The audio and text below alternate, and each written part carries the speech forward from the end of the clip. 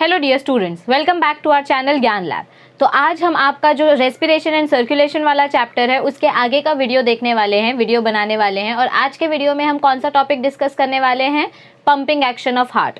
आज के वीडियो में हम pumping action of heart, conducting tissue of heart and conducting system of heart के बारे में पढ़ने की कोशिश करेंगे। कैसे हमारा हार्ट कॉन्ट्रैक्ट होता है, रिलैक्स होता है, एक मिनट में कितनी हार्ट बीट्स होती हैं, सिस्टोल क्या होता है, डायस्टोल क्या होता है, मतलब हार्ट के कॉन्ट्रैक्शन को क्या बोलते हैं, हार्ट के रिलैक्सेशन को क्या बोलते हैं, ये सारे चीज़ें आज के वीडियो में हम समझने की कोशिश करेंगे। अब तक अगर आपने हमारे चैनल को सब्सक्राइब नहीं किया है, क्योंकि अभी तक अगर 45% व्यूवर्स ऐसे हैं हमारे जो वीडियोस देखते हैं लेकिन उन्होंने सब्सक्राइब नहीं किया है, तो मेरी रिक्वेस्ट है आपसे कि प्लीज़ जाइए और जाकर सब्सक्राइब बटन पर क्लिक कीजिए ताकि आपको सारे रेगुलर अपडेटेड नोटिफिकेशंस मिलते रहें। और अब तक अगर आपने हमारी टेलीग्राम, इंस्टा पेज फॉलो नहीं किया है तो डिस्क्रिप्शन में जाइए, लिंक वहाँ पर मेंशन है, प्लीज़ फॉलो कीजिए। चलिए स्टार्ट करते हैं आज के सेशन के साथ। लेकिन मेरी एक रिक्वेस्ट है आपसे कि इससे पहले आप प्लीज़ जो इसके प्रीवियस वीडियोस हैं, external structure of heart and internal structure of heart, वो वीडियोस ज़रूर देखना, क्योंकि ये चैप्टर बहुत इंपॉर्टेंट है और आपको पंपिंग एक्शन समझने के लिए, कॉन्ट्रैक्शन और रिलैक्सेशन समझने के लिए आपको इंटरनल और एक्सटर्नल स्ट्रक्चर अच्छी तरीके से पता होना चाहिए। तो चलिए स्टार्ट करते हैं आज के सेशन से। अब आज के सेशन में देखिए क्या बताया जा रहा है हमको, पंपिंग एक्शन के बारे में बताया जा रहा है। किसके बारे में बताया जा रहा है? पंपिंग एक्शन के बारे में। हार्ट पंप होना मतलब क्या होता है? हार्ट का कॉन्ट्रैक्ट होना और रिलैक्स होना। अब हमको एक चीज़ पता है, क्या पता है हमको? कि हमारे हार्ट में 4 चेम्बर्स हैं। कितने चेम्बर्स हैं? 4 चेम्बर्स हैं। Okay, this is right atrium, this is left atrium, this is right ventricle, this is left ventricle. अब तक ये चीज़ें आपको बाय हार्ट हो जानी चाहिए कि हार्ट के 4 चेम्बर्स हैं, ऊपर के 2 एट्रियम है, नीचे के 2 वेंट्रिकल्स है। वापस टाइम वेस्ट नहीं करेंगे इसके ऊपर, डायरेक्ट थ्योरी से स्टार्ट करते हैं। तो देखिए पंपिंग एक्शन ऑफ हार्ट में क्या बताया जा रहा है। The heart acts as the main pumping organ. क्या बताया गया हमको फर्स्ट पार्ट में? फर्स्ट पॉइंट क्या बताया गया है? That the heart acts as main pumping organ. हमारे बॉडी में जो ब्लड ट्रांसपोर्ट करने का काम होता है वो कौन करता है? मतलब सर से लेकर पैर तक ब्लड को पहुंचाने का काम कौन करता है? Yes, you are right, heart. Heart blood को पंप करता है और वो ब्लड आर्टरीज की मदद से बॉडी के कोने कोने तक पहुंचता है। तो बॉडी का जो मेन पंपिंग ऑर्गन है वो क्या हो गया? हार्ट हो गया। So heart acts as a main pumping organ of the circulatory system.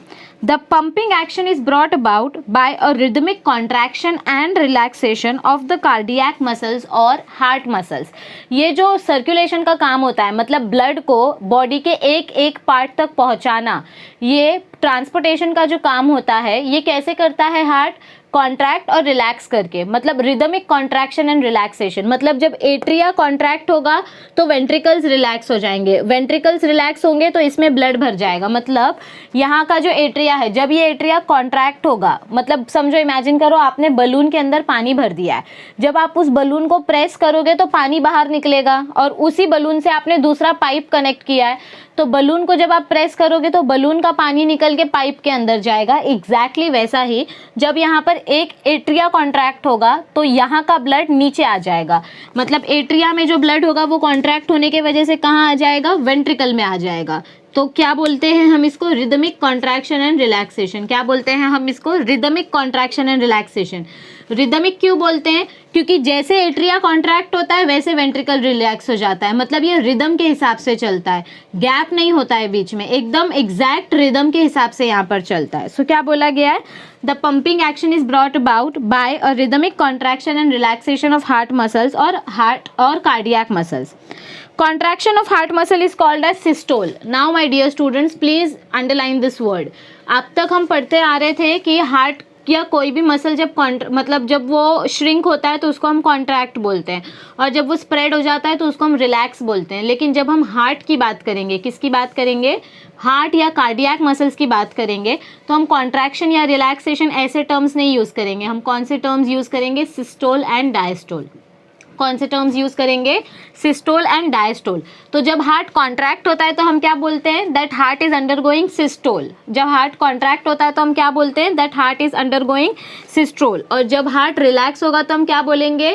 Diastole. क्या बोलेंगे? डायस्टोल। प्लीज ये दोनों चीजों को अंडरलाइन करो, इसको 10 टाइम्स लिखकर प्रैक्टिस करो। Systole equals to contraction, diastole equals to relaxation. इसको याद कर लो क्योंकि ये बार बार रिपीट होने वाला है। Okay, so contraction of heart muscles, जब आपके हार्ट मसल कॉन्ट्रैक्ट होंगे तो उसको बोलेंगे हम सिस्टोल, और जब आपके हार्ट मसल्स रिलैक्स होंगे तो उसको हम बोलेंगे डायस्टोल। अब देखिए नेक्स्ट पैराग्राफ में क्या बताया गया है। फर्स्ट पैराग्राफ में क्या क्या बोला हमको, heart is the main pumping organ, cardiac muscle से बना हुआ है और ये कार्डियक मसल्स रिदमिक कॉन्ट्रैक्शन और रिलैक्सेशन दिखाते हैं। जब हार्ट कॉन्ट्रैक्ट होता है तो उसको सिस्टोल बोलते हैं, जब हार्ट रिलैक्स होता है तो उसको डायस्टोल बोलते हैं। अब देखिए आगे क्या बताया गया है, a single systole followed by diastole makes 1 heart beat. मतलब जब आपका हार्ट एक बार कॉन्ट्रैक्ट होता है और उसके बाद तुरंत रिलैक्स होता है, मतलब जब आपके एट्रिया कॉन्ट्रैक्ट होते हैं, जब एट्रिया कॉन्ट्रैक्ट होंगे तो वेंट्रिकल्स रिलैक्स हो जाएंगे, एट्रिया कॉन्ट्रैक्ट होंगे तो वेंट्रिकल्स रिलैक्स हो जाएंगे। तो एक कॉन्ट्रैक्शन के बाद जब दूसरा रिलैक्सेशन होता है तो इस पूरे साइकिल को हम बोलते हैं हार्ट बीट। क्या बोलते हैं इसको हम, heart beat. After 1 contraction means 1 contraction and 1 relaxation, 1 systole plus 1 diastole. देखो बार बार बोल रही हूँ मैं, क्या बोला गया हमको सेकेंड पैराग्राफ की फर्स्ट लाइन में, a single systole followed by diastole makes 1 heart beat. एक कॉन्ट्रैक्शन और एक रिलैक्सेशन मिलकर क्या बनाते हैं, हार्ट बीट बनाते हैं। क्या बनाते हैं, heart beat. The heart beats 70 to 72 times per minute. अगर हम कैलकुलेट करें कि 1 मिनट में आपका दिल कितनी बार धड़कता है, 1 मिनट में आपका हार्ट कितनी बार कॉन्ट्रैक्ट और कितनी बार रिलैक्स होता है, तो हार्ट बीट जो है टोटल 70 to 72 टाइम्स एवरेज पाई गई है। मतलब जब आप नॉर्मल स्टेट में होते हो, जब आप नॉर्मल खड़े होते हो या नॉर्मली बैठे हुए होते हो या रिलैक्स कर रहे होते हो, तो उस टाइम पे आपका हार्ट 1 मिनट में 70 टाइम्स बीट करता है। कितने टाइम्स बीट करता है, 70 times. 1 heart beat means 1 contraction plus 1 relaxation. मतलब एक बार एट्रिया कॉन्ट्रैक्ट हुआ, वेंट्रिकल रिलैक्स हो गया, तो इसको हमने बोला 1 हार्ट बीट। क्या बोला इसको हमने, 1 हार्ट बीट। तो ऐसे टोटल 70 to 72 टाइम्स आपका हार्ट बीट करता है 1 मिनट में, जब आप रिलैक्स्ड स्टेट में हो। अगर आप भाग भाग के आ रहे हो, रेस करके आ रहे हो, तो आपने देखा होगा कि ऐसे लगता है दिल अभी बाहर आ जाएगा, इतना जोर से धक धक धक धक धक धक करता है। तो वो आपकी नॉर्मल कंडीशन नहीं है, वो आपकी रिलैक्स्ड कंडीशन नहीं है। रिलैक्स्ड कंडीशन में आपका हार्ट 1 मिनट में 70 से 72, 70 to 72 टाइम्स बीट करता है। Okay, so the heart beats 70 to 72 times per minute in 1 minute. This is called heart rate. इसको हम क्या बोलेंगे, हार्ट रेट बोलेंगे। देखो ये टर्मिनोलॉजीज बहुत इंपॉर्टेंट है यहाँ। हार्ट के कॉन्ट्रैक्शन को क्या बोलते हैं, सिस्टोल। हार्ट के रिलैक्सेशन को क्या बोलते हैं, diastole. 1 systole and 1 diastole makes 1 heart beat. 1 minute में कितनी हार्ट बीट होती है, 70 से लेकर 72 हार्ट बीट्स। ओके, मतलब 72 हार्ट बीट्स अप्रोक्सीमेटली देखने को मिलती है 1 मिनट में। और क्या बोला गया है, this is called heart rate. तो इसको हम क्या बोलेंगे, हार्ट रेट बोलेंगे। हार्ट रेट मतलब 1 मिनट में कितना हार्ट बीट हो रहा है। हार्ट रेट मतलब क्या होता है, 1 मिनट में कितना हार्ट बीट हो रहा है। इधर तक समझ में आया।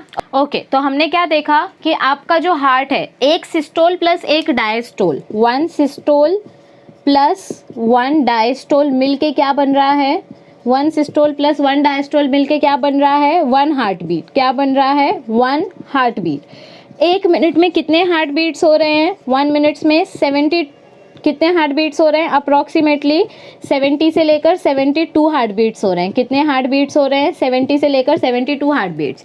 सो 1 मिनट में 72 हार्ट बीट्स हो रहे हैं, इसको हम बोलते हैं हार्ट रेट। क्या बोलते हैं इसको हम, हार्ट रेट। क्योंकि रेट का मतलब क्या होता है, स्पीड।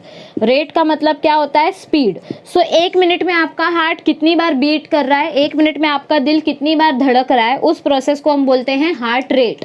अब जब आपका हार्ट बीट करता है तो मतलब एक सिस्टोल हो रहा है और एक डायस्टोल हो रहा है, मतलब कॉन्ट्रैक्शन हो रहा है और रिलैक्सेशन हो रहा है। जब आपका एट्रिया कॉन्ट्रैक्ट करता है तो ब्लड एट्रियम से कहाँ पर आ जाता है, वेंट्रिकल में आ जाता है। जब आपका एट्रिया दबेगा, कॉन्ट्रैक्ट करेगा, तो एट्रिया से यहाँ पर सारे ट्राइकस्पिड वाल्व खुलेंगे। यहाँ पर जो ट्राइकस्पिड वाल्व प्रेजेंट रहता है वो ट्राइकस्पिड वाल्व खुल जाएगा और एट्रिया से ब्लड कहाँ पर आ जाएगा, वेंट्रिकल में आ जाएगा। और जब वेंट्रिकल से ये ब्लड निकलेगा, जब वेंट्रिकल से ये ब्लड निकलेगा तो एक हार्ट बीट के टाइम पे, मतलब एक हार्ट बीट के टाइम पे आपका वेंट्रिकल कितना ब्लड बाहर छोड़ता है। देखो, लेफ्ट वेंट्रिकल से ऑक्सीजनेटेड ब्लड निकलता है। लेफ्ट वेंट्रिकल से क्या निकलता है, ऑक्सीजनेटेड ब्लड निकलता है। मतलब बेसिकली लेफ्ट वेंट्रिकल से ऑक्सीजनेटेड ब्लड जाता है आयोर्टा में। किसके पास जाता है, आयोर्टा में। सो एक कॉन्ट्रैक्शन में, जब एट्रिया कॉन्ट्रैक्ट हुआ तो एट्रिया से ब्लड वेंट्रिकल में आया, और वेंट्रिकल जब कॉन्ट्रैक्ट होगा, मतलब समझो आपने ऐसा इमेजिन करो कि एक बलून लिया है, एक बलून में आपने पानी भरा है, इस बलून को जब मैं प्रेस कर रही हूँ तो इस बलून से जो पाइप निकल रहा है, पानी उस पाइप में जाएगा, और पाइप के उस साइड मैंने दूसरा बलून भर के रखा है। तो ये ऐसा इमेजिन करो कि ये आपका एक बलून है, इसके अंदर आपने पानी भर के रखा है, और यहाँ पर एक पाइप है, और यहाँ पर आपका दूसरा बलून है, ठीक है। जब मैं इसको प्रेस करूंगी, जब मैं इस बलून को प्रेस करूंगी तो पानी पाइप में चला जाएगा, और पाइप में जाके इधर पे आ जाएगा, करेक्ट है। तो यहाँ पर जब कॉन्ट्रैक्शन होगा, ये आपका है एट्रिया, ये आपका है वेंट्रिकल। जब एट्रिया कॉन्ट्रैक्ट होगा तो ब्लड वेंट्रिकल में चला जाएगा, और अब जब वेंट्रिकल कॉन्ट्रैक्ट होगा तो ब्लड आयोर्टा में जाएगा। कहाँ पर जाएगा? ब्लड आयोर्टा में जाएगा। कहाँ जाएगा? आयोर्टा में जाएगा। तो एग्जैक्टली वैसे ही यहाँ पे हो रहा है, एट्रिया कॉन्ट्रैक्ट होता है तो ब्लड वेंट्रिकल में आता है, वेंट्रिकल कॉन्ट्रैक्ट होता है तो ब्लड आयोर्टा में जाता है। तो जब वेंट्रिकल कॉन्ट्रैक्ट होता है, मतलब जब हार्ट बीट होती है, एक पूरी साइकिल कंप्लीट होती है, तो एक बार में कितना ब्लड बाहर निकलता है? मतलब जब आपका वेंट्रिकल कॉन्ट्रैक्ट होता है, जब आपका वेंट्रिकल कॉन्ट्रैक्ट होता है, when your ventricle undergoes systole, तो कितना ब्लड बाहर निकलता है? 70 ml। मतलब एक हार्ट बीट में कितना ब्लड बाहर आ रहा है? 1 heart beat is equals to 70 ml of blood. एक हार्ट बीट में कितना ब्लड बाहर आ रहा है? 70 ml ऑफ ब्लड। इसको हम बोलते हैं स्ट्रोक वॉल्यूम। इसको हम क्या बोलते हैं? Stroke volume. क्या बोलते हैं इसको? Stroke volume. देखो थ्योरी में भी बताया गया है आपको, ड्यूरिंग 1 हार्ट बीट, देखो क्या बोला गया है, during each heart beat ventricles pump, हर हार्ट बीट के टाइम पे वेंट्रिकल क्या करेंगे? पंप करेंगे ब्लड को आयोर्टा में। So during each heart beat ventricle pumps about 70 ml of blood. कितना ब्लड बाहर निकलता है वेंट्रिकल से? 70 ml। 70 ml of blood, this is called as stroke volume. इसको हम क्या बोलते हैं? स्ट्रोक वॉल्यूम बोलते हैं। स्ट्रोक मतलब एक बीट में कितना ब्लड निकला। स्ट्रोक मतलब क्या होता है? झटका। तो एक बीट में कितना ब्लड निकला, कितना वॉल्यूम निकला ब्लड का? 70 वॉल्यूम। और ऐसे हमारी बॉडी में टोटल कितने हार्ट बीट्स होते हैं? 70 हार्ट बीट्स होते हैं। ध्यान से सुनो, एक हार्ट बीट मतलब क्या होता है? 1 सिस्टोल एंड 1 डायस्टोल। मतलब एक बार आपका एट्रिया कॉन्ट्रैक्ट होगा, वेंट्रिकल्स रिलैक्स होंगे, और फिर आपका वेंट्रिकल कॉन्ट्रैक्ट होगा और एट्रिया रिलैक्स होंगे। तो ये पूरे प्रोसेस को हम बोलते हैं 1 हार्ट बीट। पूरा कॉन्ट्रैक्शन होकर रिलैक्सेशन होता है तो उसको हम बोलते हैं 1 हार्ट बीट। एक मिनट में कितने हार्ट बीट होते हैं? 70 हार्ट बीट्स होते हैं। जब एक हार्ट बीट होता है तो कितना ब्लड बाहर आता है? 70 ml ब्लड बाहर आता है। कितना ब्लड पंप होता है? 70 ml ब्लड पंप होता है। तो अगर 70 हार्ट बीट्स होंगे तो कितना ब्लड पंप होगा? इसको 70 ml से मल्टीप्लाई कर दो। देखो एक हार्ट बीट में 70 ml ब्लड पंप हो रहा है। एक हार्ट बीट में कितना ब्लड पंप कर रहा है वेंट्रिकल्स? एक बार जब आपका हार्ट धड़क रहा है तो वेंट्रिकल से कितना ब्लड निकल रहा है? 70 ml ब्लड निकल रहा है, आयोर्टा में जा रहा है। तो ऐसे आपका हार्ट कितनी बार पंप करता है? एक मिनट में 70 बार पंप करता है। तो 70 इंटू 72 कर दो, मतलब 70 इंटू 70 ml, मतलब ये आपका हार्ट बीट और आपका ये ब्लड वॉल्यूम। तो देखो पैराग्राफ में क्या बताया गया है हमको थ्योरी में, अगर आपके वेंट्रिकल से एक बार में 70 ml ब्लड निकल रहा है, कितना निकल रहा है? 70 ml ब्लड निकल रहा है, तो उसको हम बोलते हैं stroke volume. It means heart pumps about 72 मतलब आपका heart rate and 70 ml that is stroke volume. 72 मतलब क्या है? एक मिनट में दिल कितनी बार धड़कता है? 72 टाइम्स धड़कता है एवरेज। एक बार में आपका दिल 72 टाइम्स धड़क रहा है। एक बार दिल धड़कता है तो 70 ml ब्लड निकल रहा है। तो 72 टाइम्स अगर दिल धड़केगा तो कितना ब्लड निकलेगा हार्ट से? हार्ट से कितना ब्लड निकलेगा? 72 इंटू 70 कितना होता है? 5040 ml, 5 लीटर 40 मिलीलीटर, मतलब 5040 मिलीलीटर्स, मतलब 5 लीटर ब्लड। अप्रॉक्सीमेटली कितना ब्लड निकल रहा है हार्ट से? 5 लीटर ब्लड। और यह ब्लड कहाँ जा रहा है? वेंट्रिकल से निकल के आयोर्टा में जा रहा है। कहाँ पर जा रहा है ये ब्लड? आयोर्टा में जा रहा है। So it means that heart pumps about 72 into 70 ml that is 5040 millilitres, approximately 5 litres of blood पर minute, and this is called cardiac output. इसको हम क्या बोलेंगे?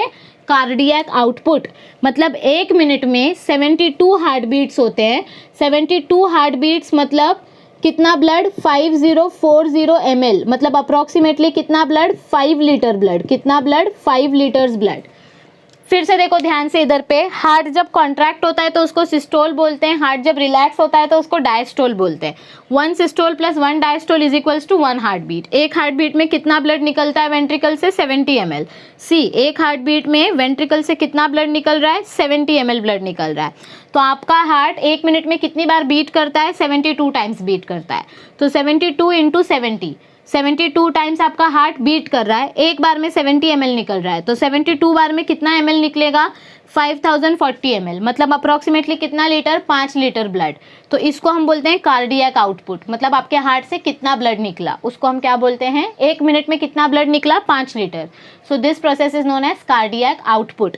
हर एक टर्म का मीनिंग आपको समझना इंपॉर्टेंट है। हार्ट बीट क्या होता है, हार्ट रेट क्या होता है, मतलब speed of the heart 1 minute में कितनी बार बीट कर रहा है। स्ट्रोक वॉल्यूम क्या होती है, मतलब एक बीट में कितना ml ब्लड निकल रहा है। और फिर टोटल 1 मिनट में कितना ml ब्लड निकल रहा है? 5 लीटर्स ऑफ द ब्लड।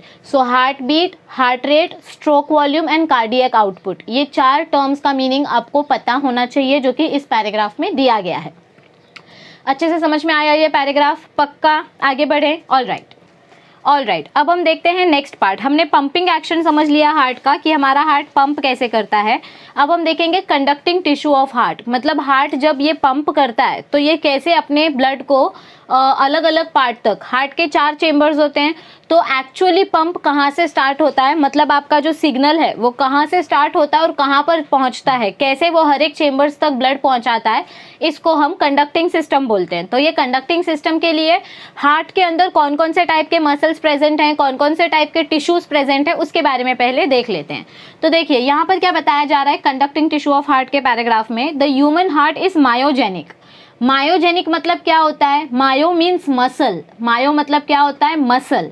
और जेनिक मतलब क्या होता है? जनरेटिंग। जेनिक मतलब क्या होता है? जनरेटिंग, मतलब आपका जो हार्ट है वो खुद अपना कॉन्ट्रैक्शन और रिलैक्सेशन जनरेट करता है। आपकी पूरी बॉडी ब्रेन के कंट्रोल में है। क्या बोला गया है? आपकी पूरी बॉडी जो है वो ब्रेन के कंट्रोल में है, लेकिन आपका जो हार्ट है वो मायोजेनिक है, मतलब वो खुद को कंट्रोल करता है। हाँ, हार्ट से कुछ नर्व्स निकलती हैं जो आपके वेगस नर्व से कनेक्टेड है, मतलब आपके 10th क्रेनियल नर्व से कनेक्टेड है, लेकिन वो पार्ट अभी आपको डिटेल में नहीं समझना है। आपको इतना समझना है कि 99% हार्ट खुद को कंट्रोल करता है। It means that heart is myogenic. तो देखिए क्या बोला गया है हमको यहाँ पर, the human heart is myogenic, that is the heart is capable of generating a cardiac contraction independent of nervous input. Nerves input मतलब कि आपके बिना नर्वस सिस्टम के, बिना ब्रेन के इनपुट के हार्ट खुद का कॉन्ट्रैक्शन और रिलैक्सेशन आराम से कर सकता है। इस चीज़ को अच्छे से समझो। मायोजेनिक मतलब मसल जनरेटिंग, मतलब देखो हार्ट आपकी बॉडी का एक ऐसा ऑर्गन है जो सिर्फ मसल से बना है। हार्ट किस चीज़ से बना है? सिर्फ मसल से बना है, कोई बोन नहीं है हार्ट के अंदर। It is purely made up of muscles.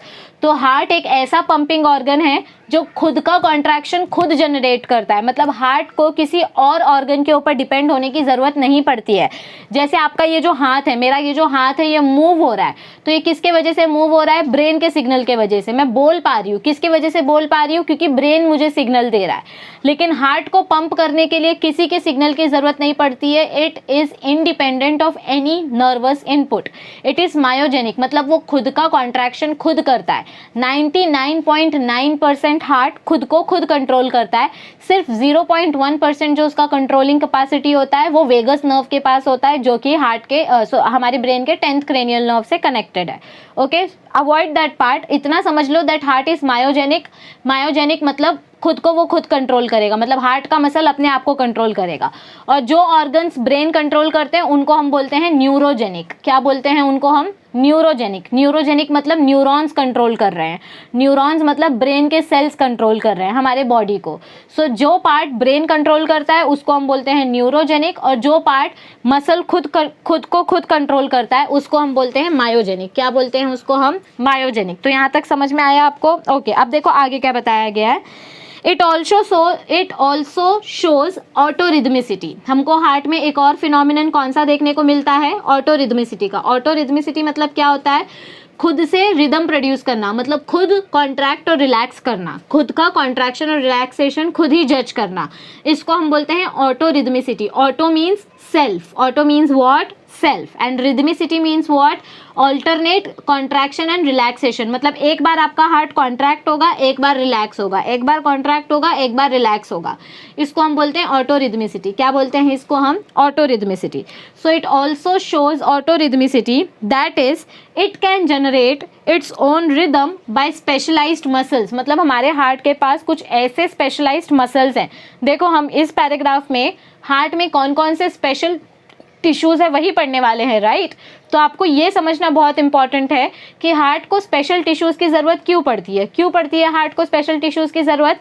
क्योंकि वो मायोजेनिक है। मायोजेनिक मतलब वो खुद अपने आप को कंट्रोल कर रहा है, वो ब्रेन के पावर में नहीं है, वो ब्रेन के कंट्रोल में नहीं है। So heart is myogenic and it also shows autorhythmicity. Autorhythmicity means independent individual contraction and relaxation with the help of some specialized muscles. हमारे हार्ट के पास क्या हैं? कुछ स्पेशलाइज्ड मसल्स हैं जिनकी मदद से वो ऑटोरिदमिसिटी दिखा रहा है। ओके, सो देखो क्या बताया गया है। A specialized cardiac musculature called the nodal tissue is distributed in the heart. तो हमारे हार्ट में जो एक स्पेशलाइज्ड मसल प्रेजेंट है वो कौन सा टिश्यू है? Nodal tissue. कौन सा टिश्यू है वो? Nodal tissue. प्लीज़ इसको अंडरलाइन कर लो, आपको ये समझना बहुत इंपॉर्टेंट है और ये बार बार ये वर्ड आएगा।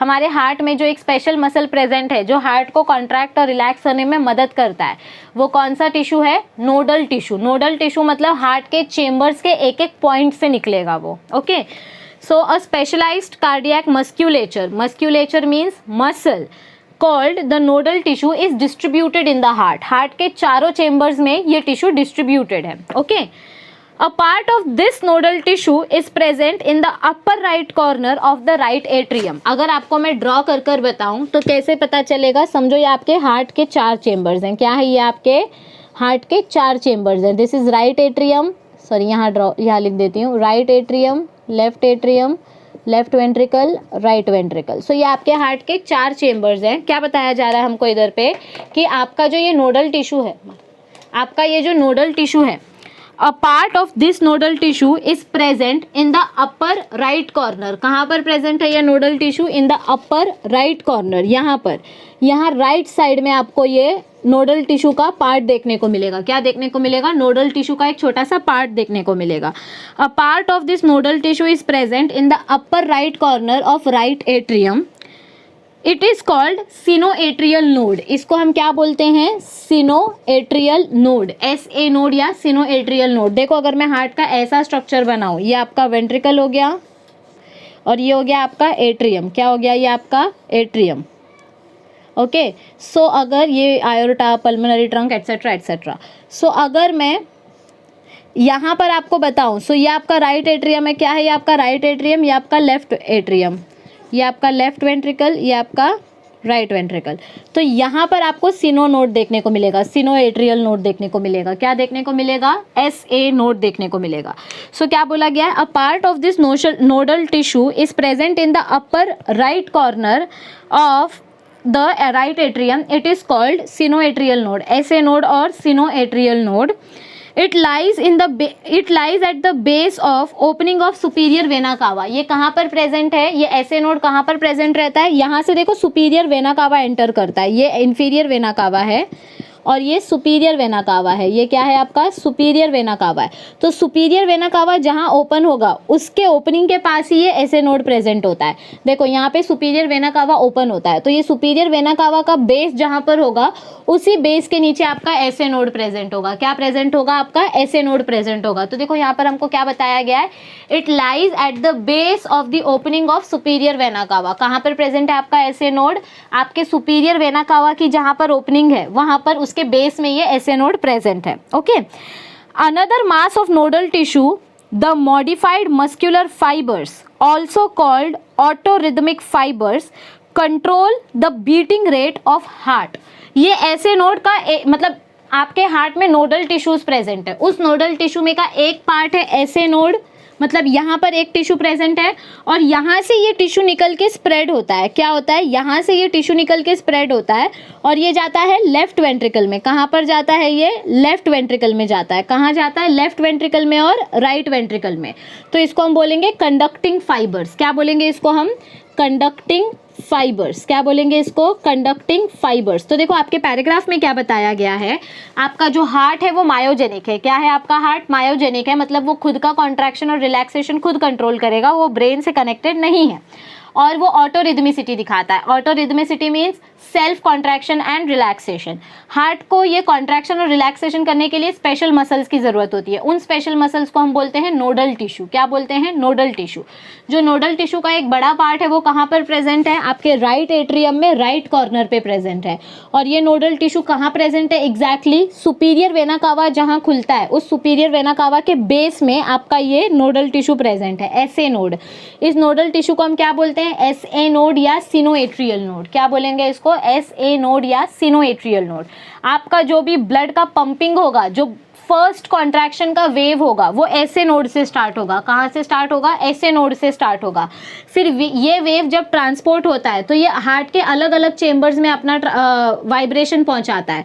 तो वो जिस मसल के वजह से, जिस फाइबर के मदद से अपना वाइब्रेशंस पहुंचाता है, उस फाइबर को हम बोलते हैं कंडक्टिंग फाइबर। क्योंकि ये एसए नोड क्या कर रहा है? वाइब्रेशन कंडक्ट कर रहा है। एसए नोड क्या कर रहा है? वाइब्रेशन कंडक्ट कर रहा है। एसए नोड, ओके, इसको हम क्या बोलेंगे? SA node. और यही एसए नोड क्या करेगा, मतलब ये हार्ट के अलग अलग चेंबर्स में इसको अपना सिग्नल पहुंचाना है। तो ये किसकी मदद से अपना सिग्नल पहुंचाता है? ऑटोरिदमिक फाइबर्स, जिनको हम कंडक्टिंग टिश्यू भी बोल सकते हैं। क्या बोल सकते हैं? कंडक्टिंग टिश्यू या कंडक्टिंग फाइबर्स। तो आगे देखो आपको क्या बताया गया है, दीज कंडक्टिंग टिश्यूज, ये जो कंडक्टिंग टिश्यूज हैं अलग अलग, ये जो नोडल टिश्यू है आपका, ये नोडल टिश्यू अलग अलग टाइप्स में डिवाइडेड है। जैसे एसए नोड राइट एट्रियम से निकल रहा है तो उसको हम बोलेंगे एसए नोड। फिर यहाँ पर आपको एक और नोड देखने को मिलेगा which is known as AV node. यहाँ से जो एक नोड निकल रहा है वो क्या हो जाएगा? आपका एवी नोड हो जाएगा। सो एसए नोड प्रेजेंट है, एवी नोड प्रेजेंट है, bundle of His and Purkinje fibres. इसको आप बोलोगे बंडल ऑफ हिस, और बंडल ऑफ हिस आगे जाके हर एक चेंबर में स्प्रेड हो जाएगा, जिनको हम बोलेंगे पर्किंजी फाइबर्स। क्या बोलेंगे इनको हम? पर्किंजी फाइबर्स, जो हर एक चेंबर में ब्लड का वाइब्रेशन ट्रांसपोर्ट करेंगे। मतलब आपके राइट एट्रियम से जो वाइब्रेशंस प्रोड्यूस हो रहा है, आपका हार्ट बीट करता है। हार्ट कैसे बीट करता है? एट्रियम कॉन्ट्रैक्ट होता है, वेंट्रिकल रिलैक्स होता है। फिर एट्रियम रिलैक्स हो जाता है तो वेंट्रिकल कॉन्ट्रैक्ट होता है। तो ये जो एट्रियम रिलैक्स होता है, ये रिलैक्स होने के टाइम पे ये जो वाइब्रेशन प्रोड्यूस करता है, मतलब ये जो मूवमेंट प्रोड्यूस करता है, फर्स्ट मूवमेंट हार्ट में कौन से चेंबर में प्रोड्यूस होती है? राइट चेंबर में। कौन से चेंबर में? राइट एट्रियम में। किसके वजह से? एसए नोड के वजह से। किसके वजह से फर्स्ट मूवमेंट देखी जाती है हार्ट में? एसए नोड की वजह से। आपका हार्ट का एसए नोड वाइब्रेट करता है, वो अपना सिग्नल लेफ्ट वेंट्रिकल में पहुंचाता है। किसकी मदद से? ये जो बीच का मसल है, मतलब पहले एसए नोड अपना मैसेज देता है एवी नोड को। किसको देता है? एवी नोड को। और फिर एवी नोड से मैसेज जाता है बंडल ऑफ हिस में। ये है आपका बंडल ऑफ हिस। क्या है ये आपका? बंडल ऑफ हिस। फिर बंडल ऑफ हिस से आपका मैसेज जाता है पर्किंजी फाइबर्स में। तो इस तरीके से अभी हम देखेंगे कंडक्टिंग सिस्टम की, मतलब एक्चुअल मैसेज, एक्चुअल वाइब्रेशन कैसे ट्रांसफर होता है। हमने बेसिकली इस पैराग्राफ में क्या देखा कि कौन कौन से टिश्यूज इन्वॉल्व हैं हार्ट का कंडक्शन करने में, मतलब हार्ट का वाइब्रेशन स्टार्ट करने में कौन कौन से टिश्यूज इन्वॉल्व होते हैं। मेन टिश्यू है नोडल टिश्यू। नोडल टिश्यू अलग अलग पार्ट्स में डिवाइडेड है, जो है एसए नोड, एवी नोड, और फिर bundle of His and then Purkinje fibres. तो ऐसे अलग अलग टिश्यूज प्रेजेंट है जो हार्ट के कंडक्टिव सिस्टम को कंप्लीट करते हैं। आपको ये अच्छे से समझ में आया ये कंडक्टिंग टिश्यू ऑफ हार्ट वाला पार्ट? पक्का? आगे बढ़े। All right. तो अब हम देखेंगे सबसे important part, that is conducting system of heart. हमने क्या देखा कि हार्ट को बीट करने के लिए, मतलब हार्ट रेट मेंटेन करने के लिए या हार्ट बीट मेंटेन करने के लिए हार्ट को स्पेशल मसल्स की ज़रूरत होती है, और उन स्पेशल मसल्स को हम बोलते हैं कंडक्टिंग टिश्यूज। कंडक्टिंग टिश्यू में एक सबसे इंपॉर्टेंट टिश्यू जो है दैट इज नोडल टिश्यू, और नोडल टिश्यू के अलग अलग टाइप्स हमने देखे, SA node and AV node. तो चलिए अब देखते हैं कंडक्टिंग सिस्टम ऑफ हार्ट की हार्ट एक्चुअली कैसे कंडक्ट करता है, मतलब हार्ट एक्चुअली कैसे ब्लड को ट्रांसपोर्ट करता है। सो स्टार्टिंग में हमको क्या बताया गया है? SA node. एसए नोड मतलब क्या होता है? Sinoatrial node. सिनो मतलब क्या होता है? हार्ट का कोई ऐसा, मतलब हार्ट के अंदर कोई ऐसा एक मसल है जो सेल्फ रेगुलेटिंग है, सेल्फ कंट्रोलिंग है। सिनो मतलब क्या होता है? Self controlling muscle. और ये मसल कहाँ पर प्रेजेंट है? एट्रिया में प्रेजेंट है। कहाँ पर प्रेजेंट है? हार्ट के एट्रियम में प्रेजेंट है। देखो अगर मैं आपको ड्रॉ करके बताऊं, so suppose this is your heart, ये आपका वेंट्रिकल्स है और ये आपका एट्रियम है। क्या है? ये आपका एट्रियम है। ओके, यहाँ से समझो ये आयोटा जा रहा है वगैरह वगैरह, और ये पल्मोनरी ट्रंक जा रहा है। Okay, all right. ये बीच का वेंट्रिकुलर सेप्टम। तो यहाँ पर आपका ये ऐसे नोड प्रेजेंट है। क्या प्रेजेंट है यहाँ पर? ऐसे नोड प्रेजेंट है।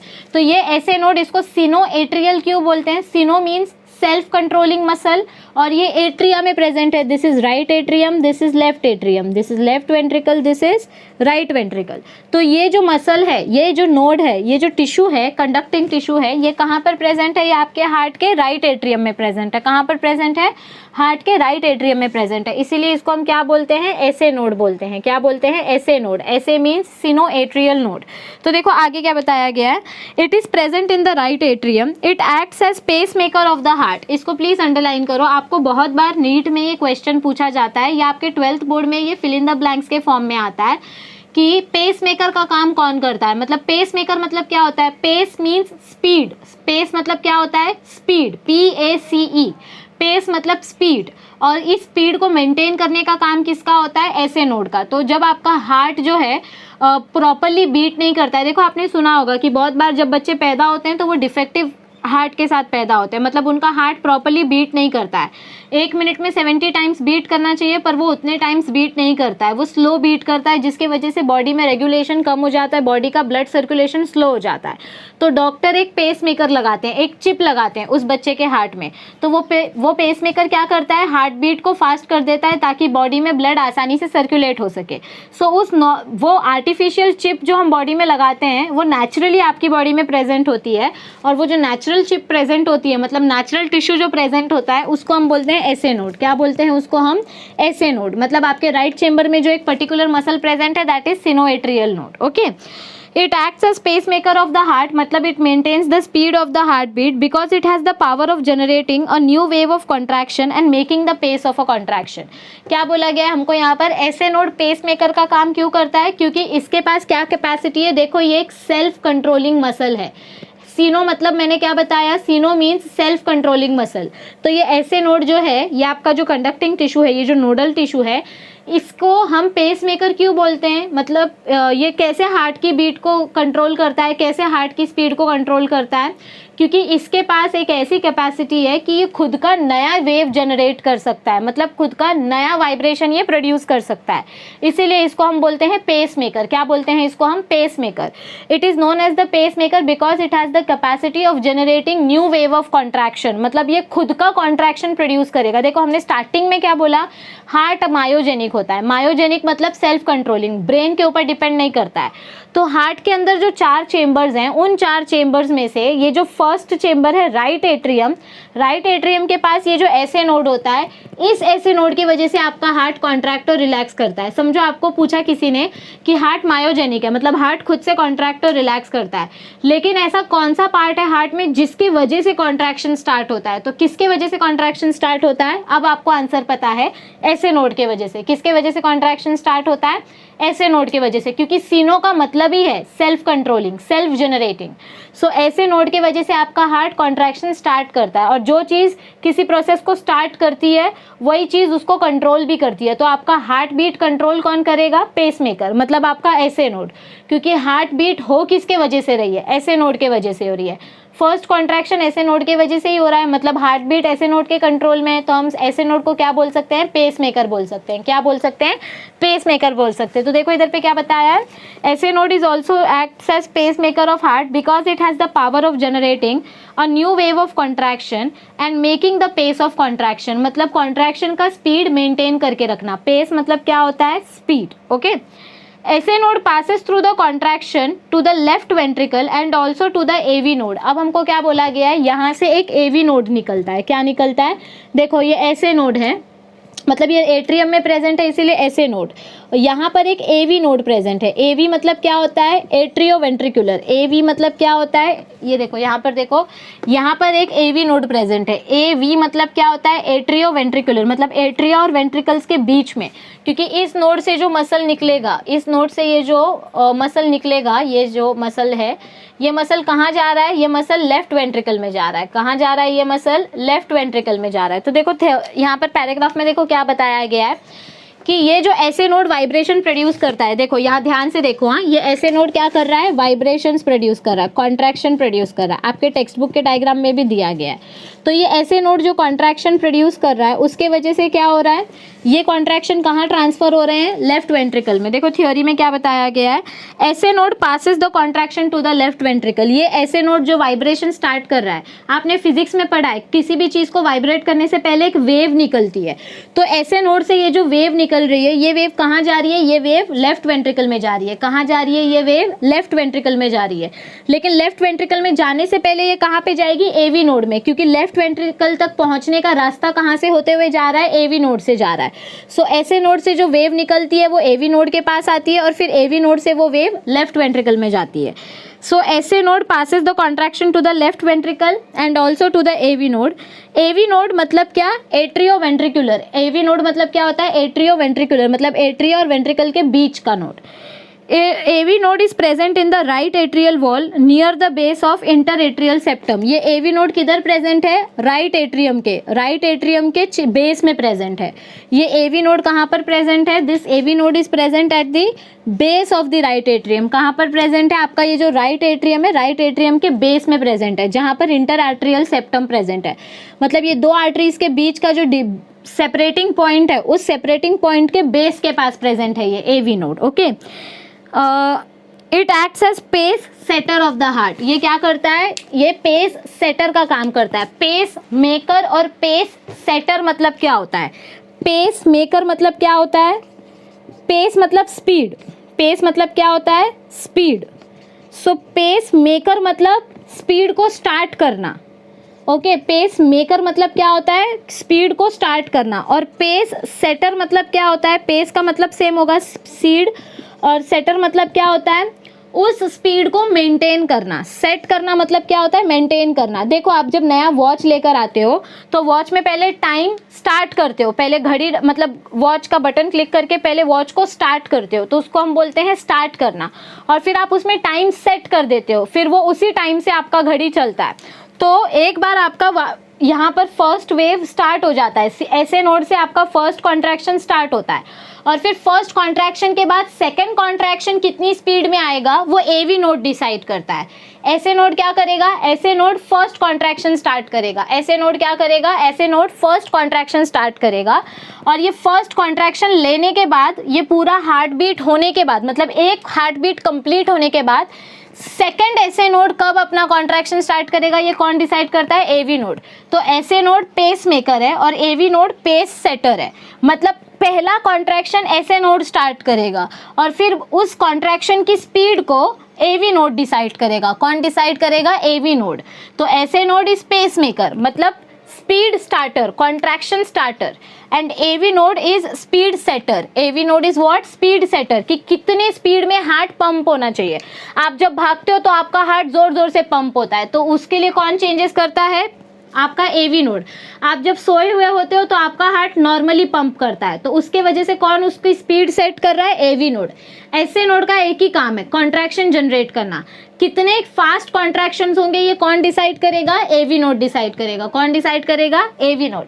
सो AV node is known as the pace setter. Okay, अब देखो इसके आगे क्या बताया गया है, कहाँ पर गया, हाँ, it also acts as the pace setter of the heart। अब नेक्स्ट पैराग्राफ में देखो क्या बताया गया है, बंडल ऑफ हिस और Tawara branches start from AV node and pass through interventricular septum. क्या बोला गया हमको यहाँ पर, एवी नोड से एक बंडल निकल रहा है। एवी नोड से क्या निकल रहा है, एक बंडल, मतलब ये टिश्यू आगे एक्सटेंड हो रहा है और ये कहाँ पर ट्रैवल कर रहा है, इंटरवेंट्रिकुलर सेप्टम में। कहाँ पर ट्रैवल कर रहा है ये टिश्यू, इंटरवेंट्रिकुलर सेप्टम, मतलब दो वेंट्रिकल्स के बीच का जो रीजन है, जो दो वेंट्रिकल्स को डिवाइड करता है, उस सेप्टम में ये एवी नोड का टिश्यू पास होता है।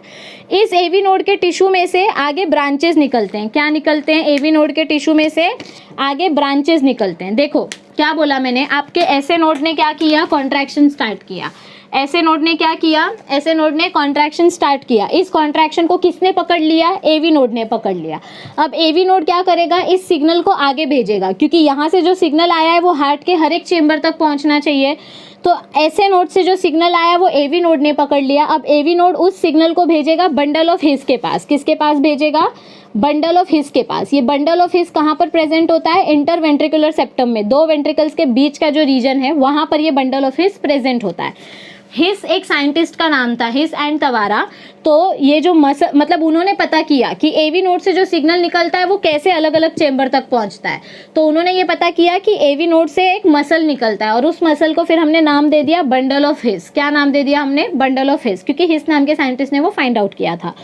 तो एवी नोड से जो मैसेज निकल रहा है वो बंडल ऑफ हिस के पास पहुंच रहा है और फिर बंडल ऑफ हिस से कहाँ जा रहा है? वो अलग अलग चेंबर्स में डिस्ट्रीब्यूट हो जा रहा है। किसके मदद से डिस्ट्रीब्यूट हो रहा है? ये जो मैं झाड़ जैसा स्ट्रक्चर बना रही हूँ इसको हम बोलेंगे पर्किंजी फाइबर्स। क्या बोलेंगे इसको हम? पर्किंजी फाइबर्स। क्या बोलेंगे इसको? पर्किंजी फाइबर्स। ये दूसरे साइंटिस्ट का नाम है। मतलब एक साइंटिस्ट ने बताया कि ऐसे नोड करके कोई चीज़ होती है, दूसरे साइंटिस्ट ने बताया कि ऐसे नोड का कॉन्ट्रैक्शन एवी नोड लेता है, फिर एक साइंटिस्ट ने बताया कि एवी नोड जो है वो आगे ये मैसेज कैसे भेजता है? बंडल ऑफ हिस के मदद से भेजता है। कैसे भेजता है? बंडल ऑफ हिस के मदद से। फिर नेक्स्ट साइंटिस्ट ने बताया कि बंडल ऑफ हिस तो इंटरवेंट्रिकुलर सेप्टम में ही खत्म हो जाता है, यहाँ से फिर इसके ब्रांचेस निकलते हैं जो अलग अलग वेंट्रिकल्स में डिस्ट्रीब्यूट होते हैं और फिर उस ब्रांचेस को हमने नाम दिया पर्किंजी फाइबर्स, क्योंकि जिस साइंटिस्ट ने इन ब्रांचेस के बारे में पता लगाया उनका नाम था पर्किंजी। तो देखो आगे क्या बोला गया है, bundle of His branches start from AV node. ये ब्रांच कहाँ से निकल रही है? बंडल ऑफ हिस की एवी नोड से निकल रही है। कहाँ से निकल रही है? एवी नोड से। So bundle of His branch start from AV node and pass through the interventricular septum. Bundle of His forms two branches. ये बंडल ऑफ हिस दो ब्रांच बना रहा है, एक लेफ्ट वेंट्रिकल, एक right ventricle. So it forms two branches, the right and left bundles, one for each ventricle. हर एक ventricle में एक एक बंडल जा रहा है। These branches form network in ventricular walls। ये ब्रांचेस क्या फॉर्म कर रहे हैं? नेटवर्क जैसा स्ट्रक्चर फॉर्म कर रहे हैं। क्या फॉर्म कर रहे हैं? नेटवर्क जैसा स्ट्रक्चर फॉर्म कर रहे हैं।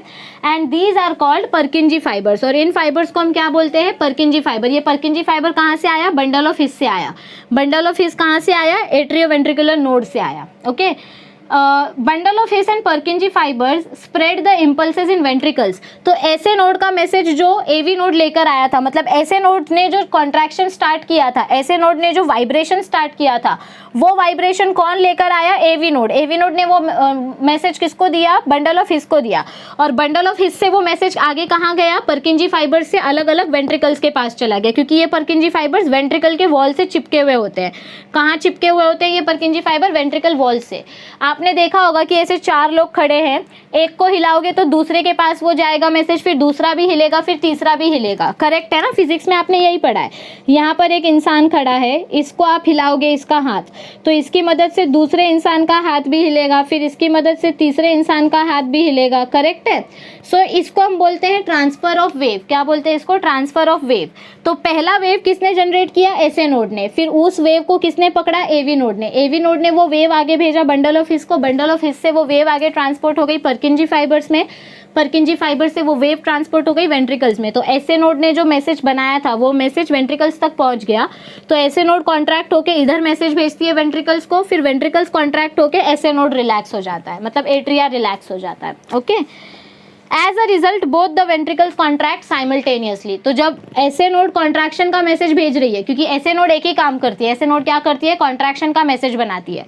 जब ऐसे नोड कॉन्ट्रैक्शन का मैसेज बनाती है तो जहां पर ऐसे नोड है पहले वो पार्ट कॉन्ट्रैक्ट होता है, मतलब एट्रियम कॉन्ट्रैक्ट होता है। फिर ये कॉन्ट्रैक्शन का मैसेज वेंट्रिकल्स में भेज रही है, तो जब इसका मैसेज वेंट्रिकल्स तक पहुंच जाता है तो एट्रियम रिलैक्स हो जाता है, फिर वेंट्रिकल्स कॉन्ट्रैक्ट हो जाते हैं। मतलब जहां जहां पर कॉन्ट्रैक्शन का मैसेज जाएगा वो चेंबर कॉन्ट्रैक्ट होगा। और कॉन्ट्रैक्शन क्यों जरूरी है? क्योंकि जब तक आपका हार्ट कॉन्ट्रैक्ट नहीं होगा तब तक उसमें से ब्लड पंप नहीं होगा। क्या बोला मैंने? जब तक आपका हार्ट कॉन्ट्रैक्ट नहीं होगा तब तक उसमें से ब्लड पंप नहीं होगा। और हमको ब्लड हार्ट के अंदर नहीं रखना है, ब्लड को पंप करके आयोर्टा की मदद से बॉडी में स्प्रेड करना है। कंडक्टिंग सिस्टम अच्छे से समझ में आया? अगर कंडक्टिंग सिस्टम में कोई भी डाउट है तो आपको आगे नहीं समझेगा। और इंटरनल और एक्सटर्नल स्ट्रक्चर हार्ट का देखो, तभी आपको कंडक्टिंग सिस्टम अच्छे से समझ में आएगा कि वेंट्रिकल पंप होके ये ब्लड कैसे आयोर्टा में जाता है और आयोर्टा से बॉडी में जाता है। मैं वापस यहाँ पे बार बार ड्रॉ करके नहीं बताने वाली हूँ, ये हमने बहुत डिटेल में देखा है हार्ट के एक्सटर्नल और इंटरनल स्ट्रक्चर में। आज की वीडियो को मैंने सिंपल टर्म्स में समझाने की कोशिश की है। इसमें आपको याद क्या करना है? कार्डियक आउटपुट क्या होता है, stroke volume, heart beat, heart rate क्या होता है, 1 मिनट में हार्ट कितने बार बीट करता है, एक हार्ट बीट में कितना ब्लड निकलता है, टोटल आपका हार्ट 1 मिनट में कितना ब्लड पंप करता है, 5 लीटर्स ब्लड पंप करता है। फिर कौन कौन से टिश्यूज प्रेजेंट होते हैं हार्ट में, conducting tissue, AV node, SA node, bundle of His, Purkinje fibres, SA node कहाँ पर प्रेजेंट होता है, राइट एट्रियम में। AV नोड कहाँ पर प्रेजेंट होता है, राइट एट्रियम के बेस में प्रेजेंट होता है, इंटर आर्टरियल सेप्टम के बीच में। SA नोड को पेस मेकर बोलते हैं, AV नोड को पेस सेटर बोलते हैं। तो ये सारी चीज़ें आपको, ये जितने भी पैराग्राफ हमने कवर किए हैं, ये सारी चीज़ें अच्छी से समझनी है। फिर भी कुछ डाउट हो तो make sure you clear your doubts by asking them in our comment section. Video अच्छी लगी है तो लाइक बटन पर क्लिक कर दीजिए, फ्रेंड्स के साथ जितना हो सके उतना शेयर कीजिए, इस चैप्टर का बहुत वेटेज है। अब तक अगर आपने हमारी चैनल को सब्सक्राइब नहीं किया है तो प्लीज़ सब्सक्राइब कीजिए और हमें सपोर्ट कीजिए ताकि हम आपको सपोर्ट कर सकें। बने रहिए ज्ञान लैब चैनल के साथ, मिलते हैं जल्दी नए सेशन के साथ। Thank you, see you soon, stay tuned.